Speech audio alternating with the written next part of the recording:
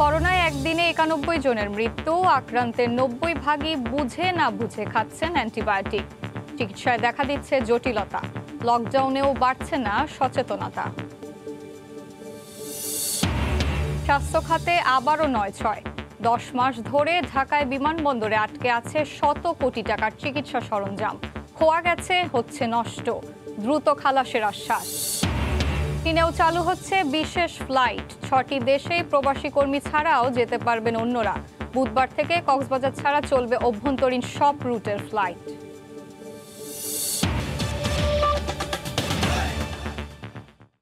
দেখছিলেন শিরোনাম, প্রবাসী সময়, সঙ্গে আছি আমি এশা হোসেন। মানবিক বিয়ের গল্প বানালেও পরের 2 নারীকে বিয়েই করেননি মামুনুল হক। শুধু স্ত্রীর মতো আচরণ করার জন্য চুক্তি করেছিলেন তিনি, এর জন্য দেয়া হতো ভরণ পোষণ। গোয়েন্দা পুলিশের জিজ্ঞাসাবাদে এমন কথা বলেছেন হেফাজত নেতা মামুনুল হক। ইসলামী চিন্তাবিদরা বলছেন এ ধরনের বিয়ের কোনো ভিত্তি নেই ইসলামে। গত 3রা এপ্রিল নারায়ণগঞ্জের সোনারগাঁওয়ে এক রিসোর্টে নারী সহ ধরা পড়েন হেফাজত নেতা মামুনুল হক। তখন তিনি দাবি করেন ওই নারী তার বিবাহিতা দ্বিতীয় স্ত্রী। পরে প্রথম স্ত্রীর সঙ্গে ফোন আলাপ ফাঁস হয় মামুনুল হকের, যেখানে বলা হয় ওই নারী হাফেজ শহীদুলের বউ। জনরোষ থেকে বাঁচতেই দ্বিতীয় স্ত্রী হিসেবে পরিচয় করিয়ে দিয়েছিলেন তিনি। মামুনুল হকের এমন মানবিক বিয়ে নিয়ে যখন আলোচনা চলছে, তখন দৃশ্যপটে হাজির আরেক নারীর ভাই। তার দাবি তিনি তার বোন জান্নাতুল ফেরদৌস লিপিকে খুঁজে পাচ্ছেন না। এজন্য মামুনুলের বিরুদ্ধে মোহাম্মদপুর থানায় একটি জিডিও করেছেন তিনি। নাশকতার মামলায় মামুনুল হক এখন পুলিশি রিমান্ডে রয়েছেন। সেখানে গোয়েন্দা পুলিশের কাছে তিনি স্বীকার করেছেন পরের 2 নারীকে বিয়ে না করার কথা। মামুনুল হক গোয়েন্দাদের আরও জানান, স্ত্রীর মর্যাদা না দিলেও ভরণ পোষণ দেয়া হতো। এর বিনিময়ে চুক্তি ছিল তাদের সঙ্গে স্ত্রীর মতো আচরণ করবেন তিনি। এটি ইসলামের দৃষ্টিতে সাধারণ কোনো বিয়েও না, বা নেকায়ে মোতা, যেটি আহলে সুন্নাত জামাতের মতে যেটি হারাম, শিয়া সহ কিছু সংখ্যক মুসলিমদের মতে যে নেকায়ে মোতা বৈধ, এই যে তথ্য আমরা পেয়েছি তা কিন্তু নেকার মধ্যেও পড়ে না।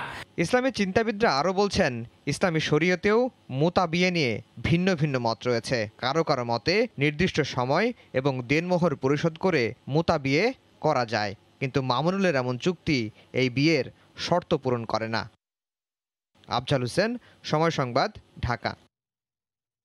করোনা প্রসঙ্গ, দেশের সবশেষ একদিনে করোনায় মারা গেছেন 91 জন, আর 27,000-এর বেশি নমুনা পরীক্ষায় শনাক্ত 4,500।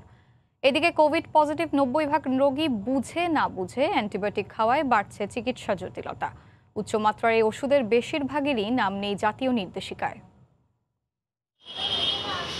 কোভিডের প্রথম ঢেউয়ে মানুষ ভিটামিন সি, ডি, জিঙ্ক এবং কম মাত্রায় অ্যান্টিবায়োটিক খেয়েছেন, কিন্তু দ্বিতীয় ঢেউয়ে অ্যান্টিবায়োটিক কেনার প্রবণতা বেড়েছে চরমভাবে। চড়া মূল্যে বিক্রি হওয়া এসব ওষুধ জীবন বাঁচানোর তাগিদে দেদারসে কিনছে মানুষ। একটা দাম হলো 1300 টাকা, 7 দিন দেয়, 10 দিন দেয়, 14 দিন দেয়। বঙ্গবন্ধু শেখ মুজিব মেডিকেল বিশ্ববিদ্যালয়ের গবেষণা বলছে, হাসপাতালে ভর্তি হবার আগেই 93% মানুষ অ্যান্টিবায়োটিক খেয়ে আসছেন, আর বহির্বিভাগে এই হার 72 ভাগ। কোভিড একটি ভাইরাসের রোগ, আর অ্যান্টিবায়োটিক ব্যবহার করা হয় ব্যাকটেরিয়ার বিরুদ্ধে। অতএব সকল কোভিড রোগী শুরুতেই এজিথ্রোমাইসিন পাবেন, মেরোপেনাম পাবেন, যেটা আমাদের বলা যায় যে সর্বশেষ রিসোর্স। এই ক্ষেত্রে আমাদের রেশনাল ইউজ অফ অ্যান্টিবায়োটিক এর দিকে দৃষ্টি দেওয়া দরকার। হাসপাতালেও বেড়েছে অ্যান্টিবায়োটিকের অপব্যবহার। চিকিৎসকদের একটি অংশ দায়িত্বশীল আচরণ করছেন না বলেও অভিযোগ বিশেষজ্ঞদের। আমাদেরই চিকিৎসকরা সোশ্যাল মিডিয়াতে আপনার বিভিন্ন প্রেসক্রিপশন দিয়ে দিয়েছেন, মানে অ্যাজিথ্রোমাইসিন, কোনো বিশেষজ্ঞ অ্যান্টিভাইরাল ফ্যাভিপিরার মতো দামি দামি ঔষধ, এবং এগুলা লিখে দিয়েছেন যে যদি কোভিড পজিটিভ হয় এগুলো খেয়ে ফেলা যাবে। সমস্যা সমাধানে জাতীয় কোভিড গাইডলাইন হালনাগাদ করে দেশের সকল চিকিৎসককে প্রশিক্ষণের আওতায় আনার আশ্বাস স্বাস্থ্য অধিদপ্তরের। গাইডলাইন ফলো করার জন্য একটা ইমপ্লিমেন্টেশন মনিটরিং তো কোনো টিম করা নাই, তো আমাদের একটা সাজেশন থাকবে আর কি গাইডলাইন কমিটি থেকে, যে এটাকে ইমপ্লিমেন্ট করার জন্য একটা মনিটরিং ব্যবস্থা করা যায় কিনা। এদিকে মঙ্গলবার বাংলাদেশে নতুন করে শনাক্ত হয়েছে 4,559 জন, আর মৃত্যু হয়েছে 91 জনের। অনেক ক্ষেত্রে সোশ্যাল মিডিয়ায় ছড়িয়ে পড়া অন্যের প্রেসক্রিপশন দেখেও সেবন করছেন অ্যান্টিবায়োটিক। এই বাস্তবতা কোভিড রোগীদের মধ্যে মৃত্যু ঝুঁকি বাড়াবে বলে আশঙ্কা বিশেষজ্ঞদের। মুজাহিদ শুভ, সময় সংবাদ, ঢাকা। লকডাউন আরও এক সপ্তাহ বাড়লেও মানুষের মধ্যে বাড়েনি সচেতনতা। মঙ্গলবার সপ্তম দিনে রাজধানীর সড়কে বেড়েছে যানবাহনের চাপ। গণপরিবহন ছাড়া সবই চলছে পুরোদমে। সেই সঙ্গে নানা অজুহাতে চলছে মানুষের যাতায়াতের অবাধ যাতায়াত।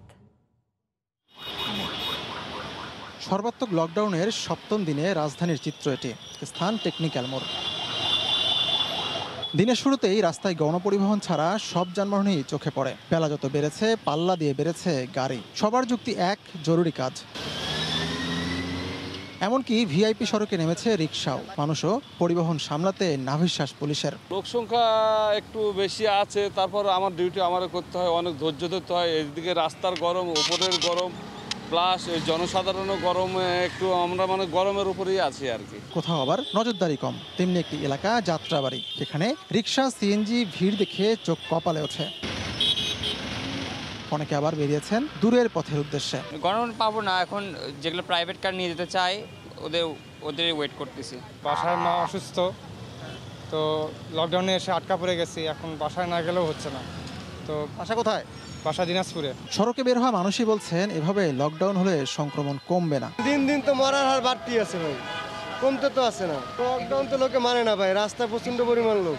মানুষ যদি এভাবে নামে রাস্তায় চলে তো আর হলো না। লকডাউন এভাবে তো দিলে তার লকডাউন দিয়ে লাভ কি? কমার সম্ভাবনা খুবই কম, তবে আরেকটু সাবধান হওয়া উচিত সবাইকে। আরেকটু কঠোরভাবে পালন করা উচিত আমার মনে হয়। হ্যাঁ, বিধিনিষেধের তোয়াক্কা করছেন না যারা, তারাই আবার বলছেন লকডাউন মানানো কেবল সরকার বা পুলিশের কাজ নয়, দরকার সব নাগরিকের সক্রিয় অংশগ্রহণ। আতিকুর রহমান তমাল, সময় সংবাদ, ঢাকা। করোনা ভ্যাকসিনকে সর্বজনীন পণ্য ঘোষণা করা উচিত জানিয়ে প্রধানমন্ত্রী শেখ হাসিনা বলেছেন, আঞ্চলিক ও বৈশ্বিক পর্যায়ে দৃঢ় পারস্পরিক সম্পর্ক বজায় রেখে বিশ্বকে মহামারী মোকাবেলা করতে হবে। তিনি বলেন, বিশ্ব সম্প্রদায়কে একসাথে ভেবে একযোগে কাজ করে একসাথে এগিয়ে যেতে হবে। মঙ্গলবার সকালে 25 এশীয় দেশ ও অস্ট্রেলিয়ার সমন্বয়ে গঠিত চীনের অলাভজনক থিঙ্ক ট্যাঙ্ক সংস্থা BOAO বা বোয়াও ফোরামের বার্ষিক সম্মেলনে ভিডিও বার্তায় এই আহ্বান জানান প্রধানমন্ত্রী। COVID-19 pandemic has brought us at a crossroad of human history. The socio-economic impacts of the pandemic are massive and are still unfolding. It is therefore extremely important to strengthen the global and regional partnerships.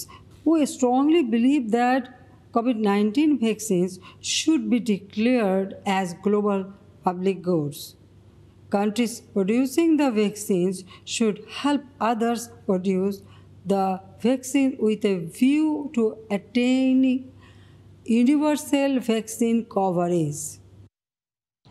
সবচেয়ে বড় Covid বিশেষায়িত হাসপাতাল চালুর পর এবার corona চিকিৎসায় যুক্ত হলো জাতীয় হৃদরোগ ইনস্টিটিউট। এ নিয়ে এক সপ্তাহে রাজধানীতে 1200 শয্যা যুক্ত হলো। হৃদরোগে আক্রান্ত কোভিড রোগী ছাড়াও যে কোনো করোনা রোগী এখন থেকে জাতীয় হৃদরোগ ইনস্টিটিউটে চিকিৎসা সেবা পাবেন। রাশেদ লিপনের রিপোর্ট। করোনার দ্বিতীয় ধাক্কায় প্রতিদিনই বাড়ছে আক্রান্তের সংখ্যা, দীর্ঘ হচ্ছে মৃতের সংখ্যাও।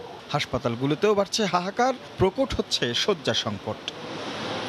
এমন অবস্থায় কিছুটা হলেও স্বস্তির কথা শোনাচ্ছে জাতীয় হৃদরোগ ইনস্টিটিউট। এরই মধ্যে চালু হয়েছে 200 শয্যার কোভিড ইউনিট। আমাদের রোগী আছে 16টা, 4টা অ্যাডমিশন হয়ে আসছে এ পর্যন্ত, আর প্রিভিয়াস রোগী আছে আরও অনেক। জীবন যুদ্ধে নেমেছে সেবা করার জন্য, এটা আমাদের কর্তব্য, আমরা করে যাচ্ছি।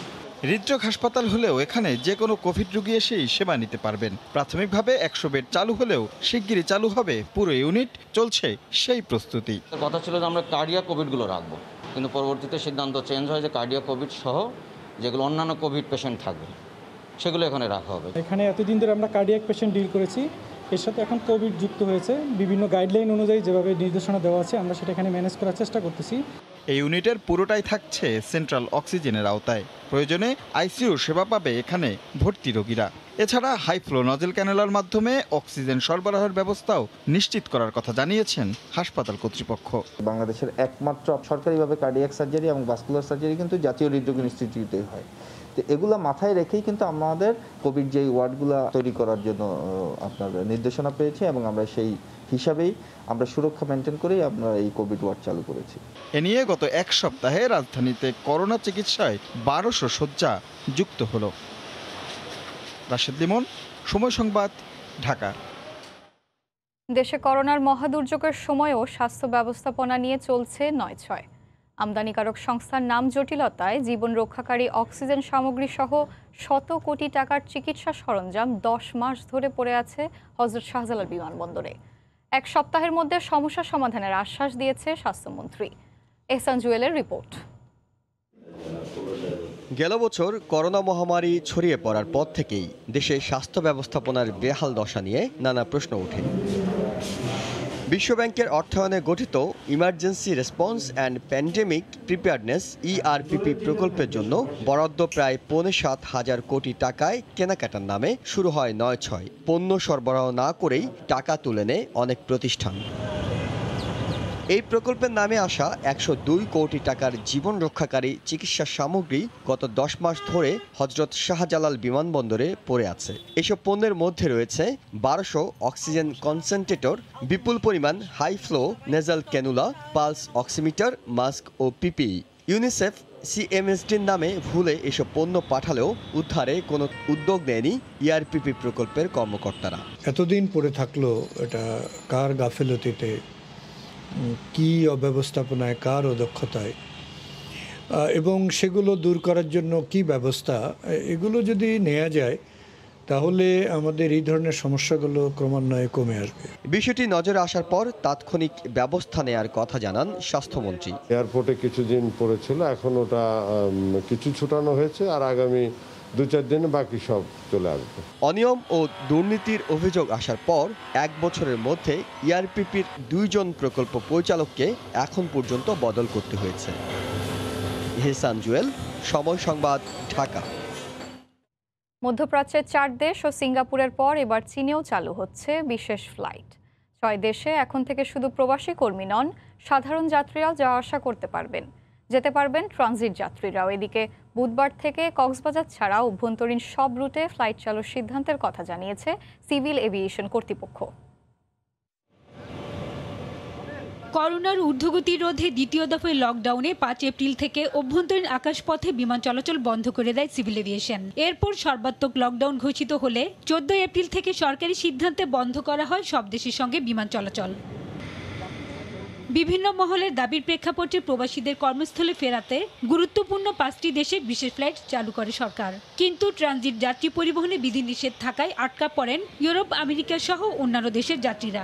নানা শর্তের কারণে বিপাকে পড়েন পর্যটন ভিসায় বিদেশগামী নতুন কর্মীরাও। এ অবস্থায় ব্যবসায়িক ও আটকে পড়া প্রবাসীদের স্বার্থে চীনে বিশেষ ফ্লাইট চালুর অনুমতি দেওয়ার পাশাপাশি ৬ দেশে সাধারণ যাত্রীদেরও ভ্রমণের সুযোগ দেওয়া হচ্ছে। ৫টি ডেস্টিনেশন সহ আরেকটি ডেস্টিনেশন যুক্ত হতে যাচ্ছে, যে চায়না। প্রবাসী কর্মী ছাড়াও অন্যান্য যে কোনো যাত্রী এই ৬টি দেশের মাধ্যমে বিভিন্ন জায়গায় যেতে পারবে। আগের যে প্রজ্ঞাপন ছিল যে ওয়ার্কার ছাড়া কেউ আসতে পারবে না এবং ওই দেশ ছাড়া অন্য কোনো দেশ থেকে যাত্রী আসতে পারবে না। প্রবাসীদের যাত্রাপথে ভোগান্তি নিরসনে ও ব্যবসায়ীদের চলাচলের স্বার্থে সীমিত পরিসরে চালু হচ্ছে অভ্যন্তরীণ ফ্লাইটও। প্রত্যেকটি এয়ারলাইন্সের যে নব, ইউএস বাংলা এবং বিমান অন্তত একটি করে ফ্লাইট প্রত্যেকটি ডেস্টিনেশনেই থাকবে আশা করি।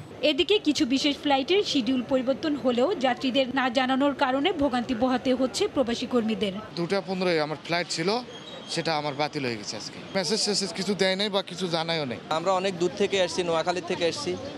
এখানে মনে করেন এখন 12-13 ঘন্টা এখানে অপেক্ষা করতে হবে। 5-6 ঘন্টার মধ্যে এখানে বাইরে দাঁড়া থাকতে হবে। এটা একটা ভোগান্তি আমাদের জন্য। মঙ্গলবার সৌদি আরব, সংযুক্ত আরব আমিরাত, সিঙ্গাপুর, কাতার ও ওমানে 15টি বিশেষ ফ্লাইট যাওয়ার কথা রয়েছে। হাজিরা শিউলি, সময় সংবাদ, ঢাকা। বিএনপি চেয়ারপারসন বেগম খালেদা জিয়ার স্বাস্থ্যের অবস্থা আগের চেয়ে ভালো বলে জানিয়েছেন তার চিকিৎসক। মঙ্গলবার রাত 10টার দিকে বেগম জিয়ার স্বাস্থ্য পরীক্ষার জন্য গুলশানে তার বাসায় যান 2 চিকিৎসক AZM জাহিদ হোসেন ও ডক্টর আল মামুন। 1 ঘন্টা পর বাসা থেকে বের হয়ে জাহিদ হোসেন জানান, বেগম জিয়ার বর্তমানে জ্বর নেই, শ্বাস প্রশ্বাস স্বাভাবিক আছে। 14 দিন পার হলে চিকিৎসক টিমের সিদ্ধান্ত অনুযায়ী আবারও তাকে পরীক্ষা নিরীক্ষা করা হবে। গত 11 এপ্রিল বেগম জিয়ার করোনা শনাক্ত হয়।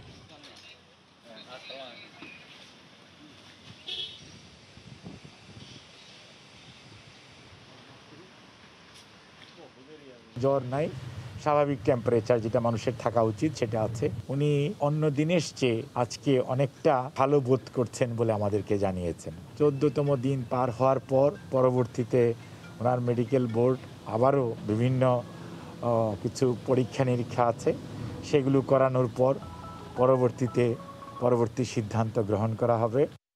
বাজারে সরবরাহ ঘাটতি দেখিয়ে দাম বাড়ানো হলেও চট্টগ্রাম বন্দরে পড়ে আছে বিদেশ থেকে আনা শত শত মেট্রিক টন পেঁয়াজ, আদা এবং বিভিন্ন ফল বোঝাই 2000 কন্টেইনার। 1 মাসের বেশি সময় ধরে বন্দরের জায়গা দখল করে রাখা এ ধরনের 350 কন্টেইনার নিলামে তুলতে কাস্টমসকে চিঠি দিয়েছে বন্দর কর্তৃপক্ষ। শাখাউত টিপুর ক্যামেরায় বিস্তারিত জানাচ্ছেন কমল দে। সাম্প্রতিক সময়ে সরবরাহের ঘাটতি দেখিয়ে বাড়ানো হয়েছে পেঁয়াজ এবং আদার দাম। একই সাথে করোনা সংক্রমণ ঠেকাতে চাহিদা বাড়ায় পাল্লা দিয়ে বেড়েছে সব ধরনের বিদেশি ফলের দামও। অথচ বন্দরের ইয়ার্ডে সবশেষ তথ্য অনুযায়ী এসব মশলা, ফলসহ বিভিন্ন পণ্য বোঝাই 2000 কন্টেইনার রয়েছে। এই কন্টেইনারগুলো প্রত্যেকটা এমএলওর কাছে খুব সীমিত সংখ্যক থাকে। যদি এগুলি বন্দরে আটকে থাকে সেই ক্ষেত্রে শিপিং লাইনের যে ক্ষতি হয়, ওই রেফার কন্টেইনারগুলো আমরা ইউজ করতে পারি না। 1 মাস বা তার আগে বিদেশ থেকে চট্টগ্রাম বন্দরে আসা রেফার কন্টেনারগুলোর মধ্যে 70টিতে আদা ও পেঁয়াজ এবং আরও অন্তত 80টিতে বিভিন্ন ফল রয়েছে বলে নিশ্চিত করেছেন বন্দর কর্মকর্তারা। চট্টগ্রাম বন্দরের ইয়ার্ডে রাখা এসব রেফার কন্টেনার রয়েছে শত শত কোটি টন আদা, পেঁয়াজ এবং ফল।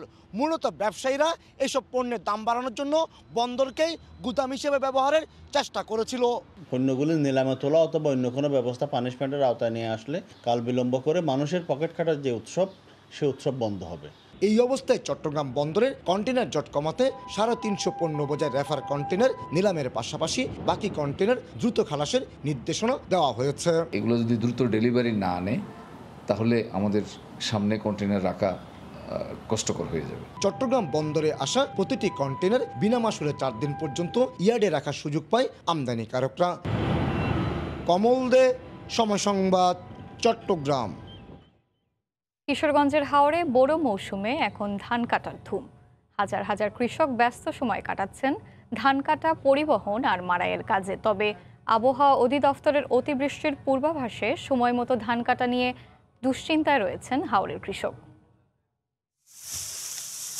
কৃষি বিভাগ বলছে 19 এপ্রিল পর্যন্ত মাত্র 18 ভাগ জমির ধান কাটা হয়েছে। 30 এপ্রিল পর্যন্ত 75 ভাগ জমির ধান কাটা শেষ হবে। কিন্তু এরই মধ্যে অতি বৃষ্টির পূর্বাভাস রয়েছে। আগামী 24 এপ্রিল পর্যন্ত সিলেট, সুনামগঞ্জ, নেত্রকোনা, শেরপুর সহ বিভিন্ন জেলায় ভারী বৃষ্টি হতে পারে। এতে করে সুরমা, কুশিয়ারা সহ বিভিন্ন নদ নদীর পানি বেড়ে হাওরের নিচু এলাকার বোরো ধান ডুবে যেতে পারে। তাই কৃষকের চোখে মুখে দুশ্চিন্তার ভাঁজ। বিভিন্ন এলাকা থেকে আমরা খবর বার্তা পাইছি যে আওরের মধ্যে বিরাট ধরনের বন্যা হবে। কাটানোর খরচও বেশি পড়তেছে, কামলা খরচও বেশি পড়তেছে, তারপর আমরা জমি কাটে নিতেছি আর কি। আগামী বন্যা হইতে পারে, তাই জন্য আমরা তাড়াতাড়ি ধান ঘরে ওঠা আনছি। কৃষি বিভাগ বলছে এই পরিস্থিতিতে হাওরের কৃষকদের নিচু জমির ধান দ্রুত কেটে ফেলার জন্য বলা হচ্ছে। এছাড়া পাওয়ার থ্রেশার ছাড়াও 108টি কম্বাইন্ড হারভেস্টার ও 20টি রিপার মেশিন দিয়ে হাওরের পাকা ধান কাটা হচ্ছে। কৃষকদের পরামর্শ দিচ্ছি নদীর পার সংলগ্ন যে ধানগুলি আছে এগুলো দ্রুত আগে ভাগে কেটে ফেলার জন্য। এবার জেলায় 1,66,950 হেক্টর জমিতে বোরো ধানের আবাদ হয়েছে। এর মধ্যে 1,02,500 হেক্টরই হাওরে। সময় সংবাদ, কিশোরগঞ্জ। সহনীয় তাপমাত্রা ও আগাম বৃষ্টিপাতে সতেজ হয়ে উঠেছে মৌলভীবাজারের চা বাগান। কচি পাতার সবুজ রঙে বদলে গেছে বাগানের দৃশ্য। চা পাতা তুলতে এখন ব্যস্ত সময় পার করছেন শ্রমিকরা। এমন আবহাওয়া থাকলে রেকর্ড পরিমাণ চা উৎপাদনের আশা সংশ্লিষ্টদের। শাওলিদুর রহমানের পাঠানো তথ্য ও ছবি নিয়ে রিপোর্ট। মৌলভীবাজার জেলার পাহাড় টিলায় যতদূর চোখ যায় কেবল সবুজ আর সবুজের হাতছানি। অনুকূল আবহাওয়া আর অগ্রিম বৃষ্টিপাত বদলে দিয়েছে চা বাগানের দৃশ্য।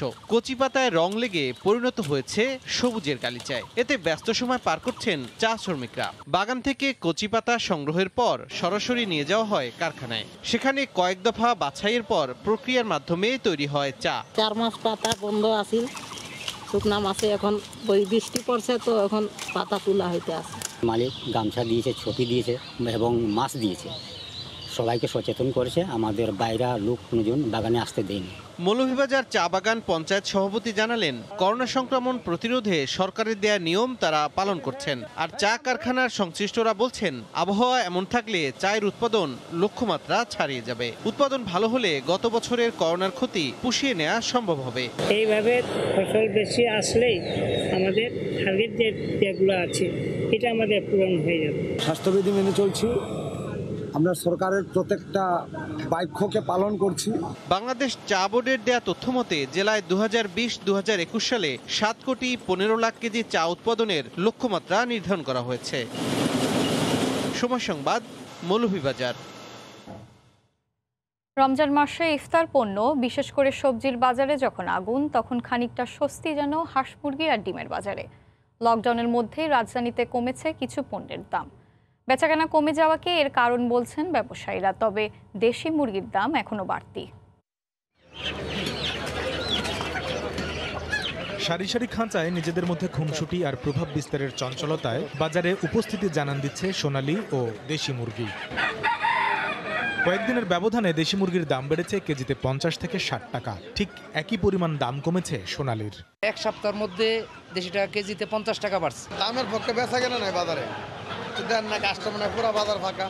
লকডাউনের আগে দফায় দফায় বাড়ছিল ব্রয়লারের দাম, তবে করোনা মোকাবিলার বিশেষ এই সময়ে চাহিদা কমায় কেজিতে প্রায় 20 টাকা কমেছে প্রতি কেজি ব্রয়লারের দাম। কবুতরের বাচ্চা 130 টাকা 20 টাকা পিস, দাম বাড়েও নাই কমেও নাই। ফুডের কমিশনের মধ্যে ওইগুলোর দাম কমছে, তোমার 140 টাকা 50 টাকা বাঁচতেছে, 155 60 টাকা। দাম কমলে তো সবার জন্য ভালো, কারণ বর্তমানে মানুষের ইনকাম কম। বাজারে দাম কমেছে সব ধরনের ডিমেরও। যোগান ঠিক থাকলেও কমেছে বিক্রি, তাই দাম পড়েছে বলে জানান বিক্রেতারা। লাল ডিমের হালি ছিল লকডাউনের আগে 30 টাকা। তরকারির দাম অনেক বেশি, মাছের দামও মোটামুটি বেশি, ডিমটা একটু সস্তা আর মুরগিটা একটু দাম একটু কমছে আগের থেকে। একে তো গরম, তার উপরে বাজারে ক্রেতা কম, তাই হাঁসের দামও কমেছে প্রতি পিসে 50 টাকার বেশি, বিক্রি হচ্ছে 450 টাকার মধ্যে। কামরুল হাসান সবুজ, সময় সংবাদ, ঢাকা। জার্মানিতে করোনার 2 ডোজ টিকা নেওয়ার পর আবারও অর্ধশতাধিক টিকাগ্রহীতা নতুন করে করোনায় আক্রান্ত হয়েছেন। এদিকে করোনার নতুন ধরন মোকাবিলায় সরকারের চলমান লকডাউনের সময়সীমা আগামী 9 মে পর্যন্ত বাড়ানোর সিদ্ধান্তকে স্বাগত জানিয়েছে দেশটির সাধারণ মানুষ। জার্মানি থেকে বিটু বড়ুয়ার রিপোর্ট। জ্যাকসন থুইরিঙেন ও জ্যাকসন আনহাল্টের পর জার্মানির বায়ার্ন ও নর্দার্ন ওয়েস্টফালেন সহ বেশ কয়েকটি অঙ্গরাজ্যের বৃদ্ধাশ্রমে 2 ডোজ টিকা নেওয়ার পরও করোনায় আক্রান্তের খবর পাওয়া গেছে। এদের মধ্যে প্রায় অর্ধশতাধিক ব্রাজিল, দক্ষিণ আফ্রিকা ও ব্রিটেনের করোনার নতুন ধরনে নতুন করে আক্রান্ত হয়েছেন। তবে করোনায় নতুন করে আক্রান্ত হলেও কয়েক সপ্তাহের মধ্যে প্রতিরোধ ক্ষমতা বাড়ার সাথে সাথে মৃত্যুর ঝুঁকিও কমে আসবে বলে জানিয়েছে দেশটির স্বাস্থ্য বিভাগ। এদিকে প্রায় প্রতিদিনই করোনায় মৃতের সংখ্যা উদ্বেগজনক হারে বাড়ায় শঙ্কিত প্রবাসী সহ স্থানীয়রা। দেখুন, আমাদের সরকার যে টিকাই দিচ্ছে সেগুলোর মান নিয়ে আমাদের কোনো সন্দেহ নেই, তবে টিকা কার্যক্রম আরো বহু আগে শুরু করা প্রয়োজন ছিল, তাতে অন্তত অনেক মানুষ বাঁচত। এখনো টিকা কার্যক্রমে গতি আসেনি। টিকা বরাদ্দে সরকার কেন যে বিকল্প চিন্তা করছে না তা বুঝি না। এদিক দিয়ে কিছুটা হতাশা তো আছেই, যেমন আমি কবে টিকা পাবো তাও জানি না। এরই মধ্যে জার্মানি জুড়ে করোনার নতুন ধরন আরো ছড়িয়ে পড়ায় সরকারের আগামী 9 মে পর্যন্ত লকডাউনের সময়সীমা বাড়ানোর সিদ্ধান্তকে সাধারণ মানুষ আপাতত স্বাগত জানালেও ম্যার্কেল সরকারের করোনা নীতির সমালোচনা করেন অনেকেই। লকডাউনে নাগরিকদের সামাজিকভাবে চলাফেরায় ও প্রয়োজন ছাড়া রাত 9টা থেকে ভোর 5টা পর্যন্ত ঘরের বাইরে না যাওয়া সহ গণপরিবহনে মাস্ক পরার বিষয়ে কড়া নির্দেশনা জারি করেছে দেশটির প্রশাসন। কি বলবো, সরকার লকডাউনের সময়সীমা বা বিধিনিষেধে যে কড়াকড়ি আরোপের সিদ্ধান্ত নিয়েছে তাতে অনেক দেরি হয়ে গেছে। যদি আগেই এই কড়াকড়ি দেওয়া হতো তাহলে আক্রান্তের সংখ্যা 30 লাখ ছাড়াতো না। দোকানপাট, ব্যবসা বাণিজ্য বিশাল ক্ষতি থেকে বেঁচে যেত। এমন পরিস্থিতিতে জার্মানি ছাড়াও ইউরোপের অন্যান্য দেশে টিকা কার্যক্রমে গতি আনতে আরো ভ্যাকসিন বরাদ্দের বিষয়ে শক্ত মনোভাব ব্যক্ত করেছেন ইইউ কমিশনের প্রেসিডেন্ট উর্জুলা ফন ডের লায়েন। দিনের পর দিন ব্রাজিল, দক্ষিণ আফ্রিকা ও ব্রিটেনের করোনার নতুন ধরন জার্মানিতে ঠিক যেভাবে ছড়িয়ে যাচ্ছে, তাতে করে লকডাউনের কোনো বিকল্প দেখছে না ম্যার্কেল প্রশাসন। আর এই সিদ্ধান্তই সঠিক বলছে এদেশের চিকিৎসা বিজ্ঞানীরা। জার্মানির বার্লিন থেকে বিটু বড়ুয়া, সময় সংবাদ। আগামী 26শে এপ্রিল ইতালিতে খুলে দেওয়া হচ্ছে হোটেল, বার, রেস্তোরাঁ সহ সব ধরনের ব্যবসা প্রতিষ্ঠান। তবে বাংলাদেশের চলমান সর্বাত্মক লকডাউনের মেয়াদ বাড়ানোর কারণে আন্তর্জাতিক ফ্লাইট বন্ধ থাকায় কাজে ফেরা নিয়ে অনিশ্চয়তা দেখা দিয়েছে দেশে আটকে পড়াদের। ইতালির ভেনিস থেকে মাকসুদ রহমানের রিপোর্ট। করোনা পরিস্থিতির তেমন উন্নতি না হলেও আগামী 26শে এপ্রিল ইতালিতে হোটেল, বার, রেস্তোরাঁ সহ সব ধরনের ব্যবসা প্রতিষ্ঠান খুলে দেওয়ার ঘোষণা দিয়েছেন দেশটির সরকার। লকডাউনের কারণে বাংলাদেশে আটকে পড়াদের কর্মক্ষেত্রে যোগ দেওয়া জরুরি হয়ে পড়েছে। তবে দেশে সর্বাত্মক লকডাউনের মেয়াদ বাড়ায় বন্ধ আন্তর্জাতিক বিমান চলাচল। এতে ইতালি প্রবাসীদের কাজে যোগ দেওয়া নিয়ে দেখা দিয়েছে অনিশ্চয়তা। অনেকেই কাজ হারানোর ঝুঁকিতে আছেন।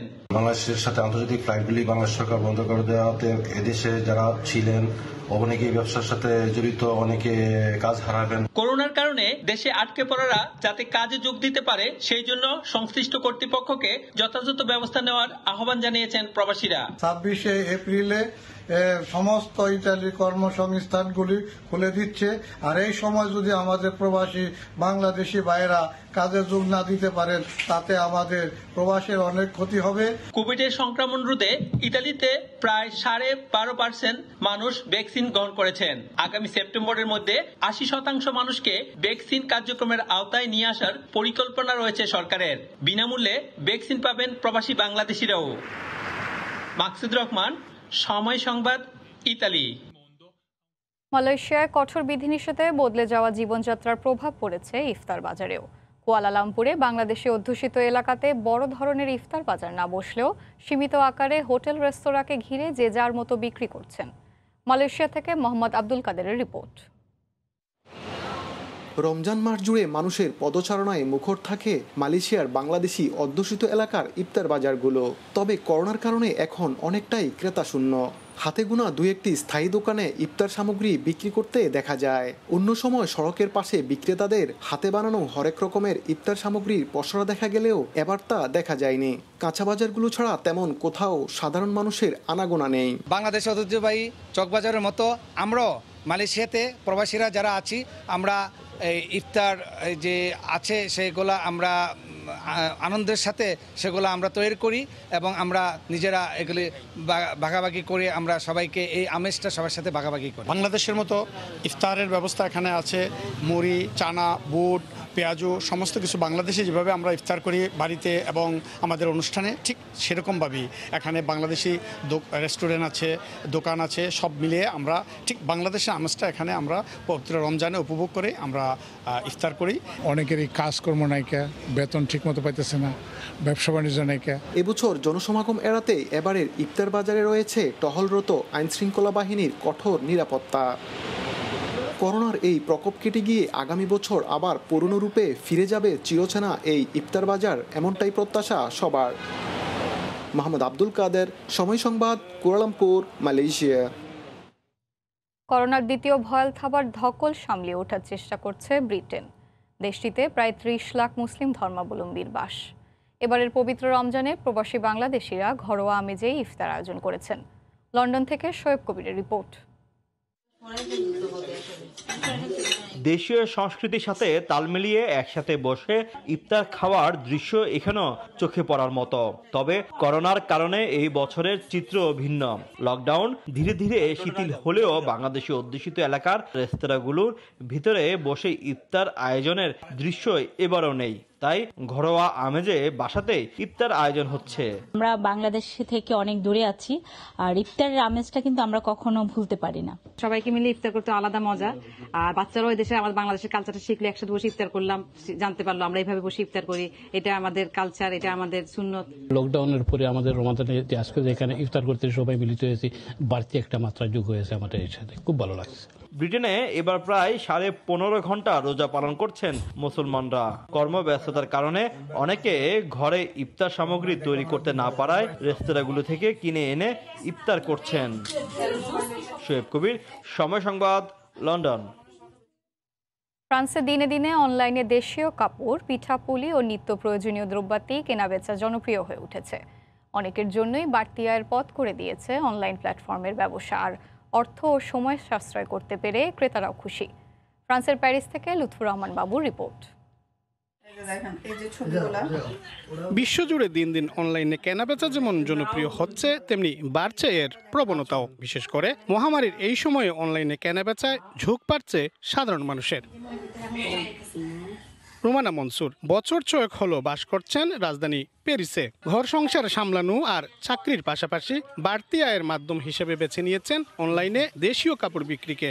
আমি যদি প্রবাসী থেকে এই দেশীয় প্রোডাক্ট নিয়ে কাজ করি তাহলে হয়তো সবাই একটু খুশি হবে। তবে শুধু কাপড় চোপড় নয়, দেশীয় পিঠাপুলিও বিক্রি করছেন কেউ কেউ। যারা অনেক বছর ধরে দেশে যেতে পারে না এবং আমাদের দেশীয় খাবারগুলো তারা খেতে পারছে না, সো আমাদের দেশীয় পিঠাপুলি এবং মিষ্টি দই এই জাতীয় কিছু শখের খাবার আমি এগুলো তৈরি করা শুরু করলাম। আর ক্রেতারা বলেছেন এতে তাদের সময় ও অর্থ দুটিরই সাশ্রয় হচ্ছে। অনলাইনে কেনাকাটার মাধ্যমে আমাদের সবার সময় যেভাবে বাঁচতেছে, আমাদের টাকা পয়সারও সেভ হচ্ছে। দেশীয় কাপড় চোপড় আর পিঠাপুলির পাশাপাশি নিত্য প্রয়োজনীয় দ্রব্যাদিও এখন অনলাইনে বেচাকেনা করছেন ফ্রান্সের প্রবাসী বাংলাদেশি ব্যবসায়ীরা। দেশীয় কাপড় আর পিঠাপুলির যে চাহিদা প্রবাসী বাংলাদেশিদের তাও মিটছে এখান থেকে। মোহাম্মদ লুৎফুমান বাবু, সময় সংবাদ, প্যারিস।